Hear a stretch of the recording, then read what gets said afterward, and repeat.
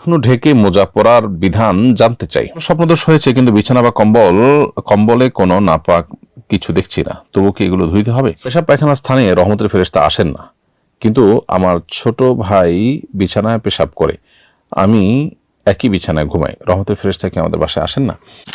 টাকনু ঢেকে মোজা পরার বিধান জানতে চাই। উত্তর হলো, টাকনু ঢেকে মোজা পরতে কোনো অসুবিধা নেই, বরং মোজা টাকনু ঢেকেই থাকে সাধারণত। কোনো কোনো মোজা যদিও টাকনুর নিচে থাকে, কিন্তু টাকনু ঢেকে মোজা পরতে অসুবিধা নেই।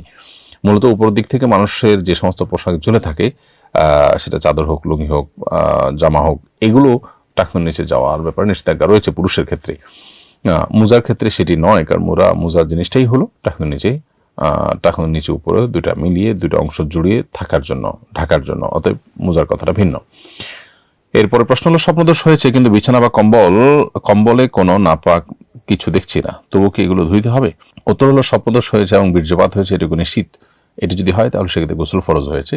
আর যদি স্বপ্নে বীর্যপাত হয়েছে দেখেছেন, কিন্তু বাস্তবে কোনো বীর্যের কোনো আলামত কখনোই পাওয়া যায়নি, স্বপ্নের পরও পাওয়া যায়নি, রাতেও পাওয়া যায়নি, এবং বীর্যপাত আদৌ হয়েছে তার কোনো প্রমাণ নেই, বরং আপনি স্বপ্নে দেখেছেন যা, সেরকম যদি তাহলে গোসল ফরজই হবে না। কম্বল হোক, বিছানা হোক, এগুলোতে যদি কোনো নাপাক না লাগে, তাহলে স্বপ্নদোষ যদি হয়েও থাকে তাহলে গোসল ফরজ হবে।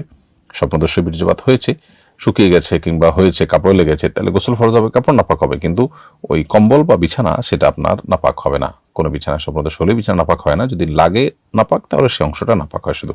আমার ভাই এক মেয়েকে পছন্দ করে, কিন্তু মেয়ের বাবা পুলিশে চাকরি করে, অনেক অবৈধ উপার্জন করেছে। এমন পরিবারে মেয়েকে ভাইয়ের বউ করে আনা কি উচিত হবে? আপনার পরামর্শ কামনা করছি। যিনি অনেক বেশি উপার্জন করেছেন হালাল হারাম মিশিয়ে, সেরকম মিশ্র উপার্জন থাকা পরিবারে আত্মীয়তা না করাই উত্তম। যদিও মেয়ের এক্ষেত্রে দোষ হওয়া জরুরি না, মেয়ে নির্দোষ থাকতে পারে, কিন্তু এরপরও হারাম দ্বারা গঠিত হয়েছে কিংবা হারামের ব্যাপারে যাদের তেমন কোনো সেন্স নাই, সেই পরিবারে আত্মীয়তা না করে বরং দিনদার কোনো পরিবারে আত্মীয়তা করার চেষ্টা করা যেতে পারে। হ্যাঁ, কোনো কোনো ক্ষেত্রে দেখা যায় যে পরিবারের মেয়ে কিংবা ছেলে তারা অনেক বেশি দিনদার, তারা আসলে সঠিকটা বুঝতে পেরেছে, তো সেক্ষেত্রে বিষয়টা ভিন্ন। পেশাব পায়খানার স্থানে রহমতের ফেরেশতা আসেন না, কিন্তু আমার ছোট ভাই বিছানায় পেশাব করে, আমি একই বিছানায় ঘুমাই, রহমতের ফেরেশতা কি আমাদের বাসায় আসেন না? নবী সাল্লাল্লাহু আলাইহি ওয়াসাল্লাম বলেছেন, তাতাআজ্জাল মালায়েকাতু বিমা ইয়াতাআজ্জা বিহি বানু আদম।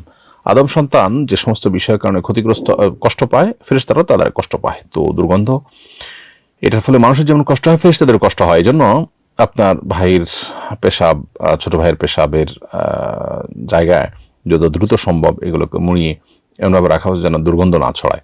অনেক বাসায় বাচ্চা পালন করা হয়, কিন্তু বাচ্চার পেশাবের কোনো গন্ধ বোঝা যায় না, সেটাকে তারা সেভাবে ম্যানেজ করেন। তো সেভাবে ম্যানেজ করা উচিত, সেভাবে করলে ইনশাল্লাহ এক্ষেত্রে ফেরেশতাদের কষ্টের কারণ হবে না। আর যদি সেটা না করেন, তাহলে যে কক্ষে এই রকম দুর্গন্ধ থাকে, সেই কক্ষের জন্য এটি প্রযোজ্য হবে, পুরো বাসার জন্য সেটি প্রযোজ্য হবে না। মাঝে মাঝে ইমামের সিজদার আগে আমি সিজদায় চলে যাই, আমি টের পাই না অবশ্য, আশেপাশে লোকজন বলে, এতে কি নামাজের কোনো ক্ষতি হবে? ইমামের আগে সিজদায় চলে যাওয়া মাকরুহ, নামাজ হয়ে যাবে কিন্তু নামাজটা ত্রুটিপূর্ণ হয়ে যায়। এই জন্য ইমামের আগে যেন সিজদায়, রুকুতে বা উঠা বসাতে কোনোটাতে না যাওয়া হয়, সে ব্যাপারে বিশেষভাবে সচেষ্ট থাকা উচিত।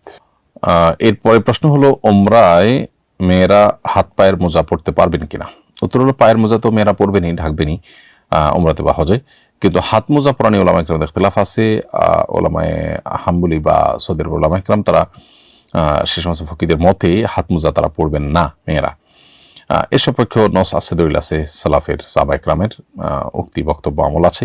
আবার ওলামায়ে আহনাফের মুফতাবি কৌল এবং তাদের গ্রহণযোগ্য মত হলো যে হাত মোজা পরতে পারবে, তবে হাত মোজা না পরে যদি ওড়না ইত্যাদি ঢেকে রাখা যায় সেটা সবচেয়ে ভালো, নিরাপদ। এবং এই মতের সপক্ষেও নস এবং কোরআন হাদিসের ভাষ্য রয়েছে।